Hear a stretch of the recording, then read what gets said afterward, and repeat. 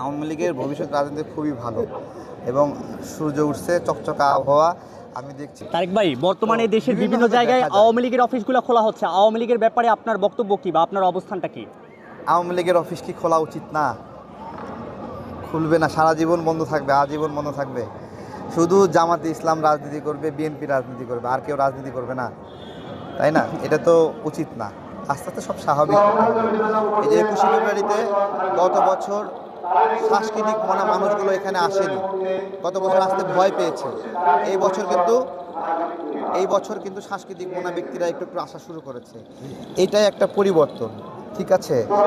শুধু ধর্মভিত্তিক গোষ্ঠীর উপরে দায়িত্ব চলে যাওয়ার ফলে একটা যে নেতিবাচক প্রভাব পড়ে, তা সেখান থেকে এইবার একটু লিবারেল জায়গা থেকে এবং সত্যিকারের বহু ধর্মীয় চর্চা একটা লিবারেল সরকারের সময়েই সম্ভব।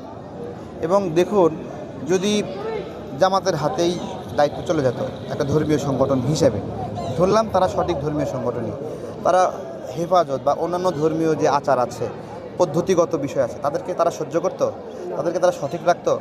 তার মানে একটা লিবারাল গভর্নমেন্টের কাছে জামাত যেরকম নিরাপদ, হেফাজতও এরকম নিরাপদ, তেমনি খিলাফত আন্দোলন বা অন্যান্য অপরাপর যারা আছে তারাও নিরাপদ, কওমিরাও নিরাপদ, আবার হলো আলিয়া মাদ্রাসা তারাও নিরাপদ, ঠিক আছে? আওয়ামী লীগের ভবিষ্যৎ এইটাই রাজনীতি কিভাবে দেখছেন? আওয়ামী লীগের ভবিষ্যৎ রাজনীতি খুবই ভালো এবং সূর্য উঠছে, চকচকা আবহাওয়া আমি দেখছি, তাদের ভালো আছে। কিন্তু তারা যদি মনে করে তারা প্রচলিত রাজনৈতিক সিস্টেমে বিক্ষোভ করা, আপনার হলো ভাঙচুর করা, গাড়িতে আগুন দেওয়া, ক্ষোভ প্রকাশ করা, এগুলোর এখন সময় না।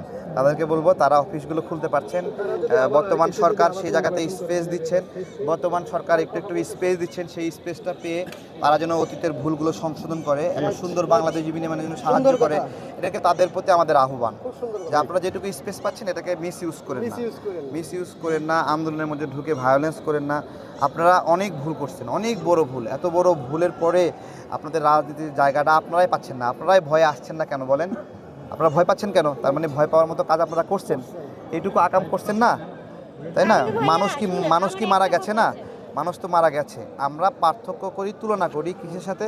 অন্য একটা পক্ষের সাথে, অন্য একটা ঘটনার সাথে, যে এখানে জামাত ইসলাম রাজনীতি করছে, যারা বড় একটা গণহত্যার সঙ্গে জড়িত, যারা ধর্ষণের সঙ্গে জড়িত, এবং তার ব্যাপকতা কতটুকু, তার ব্যাপকতা সব রাজনৈতিক দল মিলেও এত ব্যাপক করতে পারবে না, এতটুকু বড় অপরাধ করতে পারবে না। সেই প্রক্রিয়া আমরা তুলনা করি যে ওরা যেহেতু করছে, আওয়ামী লীগ রাজনৈতিকভাবে ভুল করছে, তাদের যারা নির্দোষ আছে তারা রাজনীতি করুক, এটা আমাদের চাওয়া, যে নির্দোষ মানুষগুলো। আমরা কখনোই কোনো খুনির রিকনসিলেশন চাই না। একজন খুনির কোনো হত্যার কোনো মাপ হয় নাকি? এটা বিচার হয়, ঠিক আছে? কোনো খুনি বিচার ছাড়া মাঠে রাজনীতি করবে, এটা আমরা কোনো সময় চাই না, কোনো সময় চাই না। আমরা নির্দোষ নিরপরাধ মানুষগুলোর স্বাধীন বিচারণের অধিকার চাই।